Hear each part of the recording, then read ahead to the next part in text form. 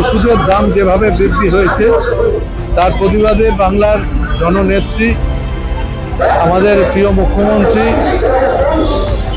এবং আমাদের সর্বভারতীয় তৃণমূল কংগ্রেসের যিনি মূল চেয়ারপারসন মমতা বন্দ্যোপাধ্যায় তিনি বলেছেন, তিনি প্রেস কনফারেন্স করেছেন, বলেছেন যেভাবে ওষুধের দাম বৃদ্ধি হয়েছে সাধারণ মানুষের নাগালের সীমা ছাড়িয়ে যাচ্ছে।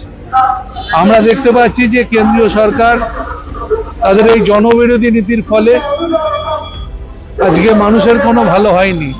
একটার পর একটা জিনিসের দাম বাড়ছে, শুধু তাই না, ওষুধের দাম বৃদ্ধির প্রতিবাদে আজকে আমরা আজকে দুটো টাউন, বিশেষ করে বিধাননগর টাউন, একটু আগে দক্ষিণ দমদমের টাউনেও মিছিল হয়েছে, এখনো সেই মিছিল চলছে, আমি সেখানে ছিলাম।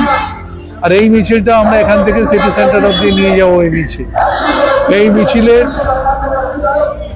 আমরা একটাই স্লোগান দেবো যে ইমিডিয়েট ওষুধের দাম বৃদ্ধি যেটা হয়েছে সেটা কমাতে হবে। বিশেষ করে স্বাস্থ্য বিমার ওপর যেভাবে জিএসটি চাপিয়ে দেওয়া হচ্ছে, একটা ষড়যন্ত্র হচ্ছে। আমি মনে করি এর প্রতিবাদে মানুষ আজকে রাস্তায় নেমেছে এবং আমাদের তৃণমূল কংগ্রেস মমতা ব্যানার্জির নির্দেশে আজকে মিছিল করছে।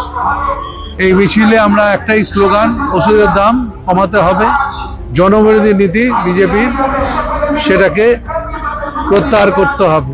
অবিলম্বে বিজেপি সরকারকে আমরা বলি এই জনবিরোধী নীতির বিরুদ্ধে লড়াই আমাদের জারি থাকবে, লড়াই হবে।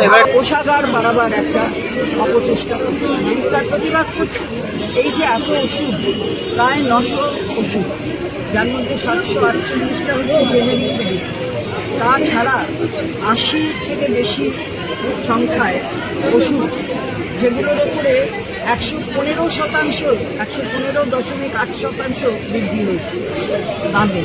তো এই যে ন্যাশনাল ফার্মাসিউটিক্যাল প্রাইসিং অথরিটি, তারা কেন্দ্রীয় সরকারের স্বাস্থ্য দপ্তরের এখতিয়ারে রয়েছে, যেহেতু ফার্মাসিউটিক্যাল স্বাস্থ্য দপ্তরের মিনিস্ট্রির এখতিয়ারে করবে, নিশ্চয়ই তাদের প্রচুর মদত ছাড়া এটা হয়নি।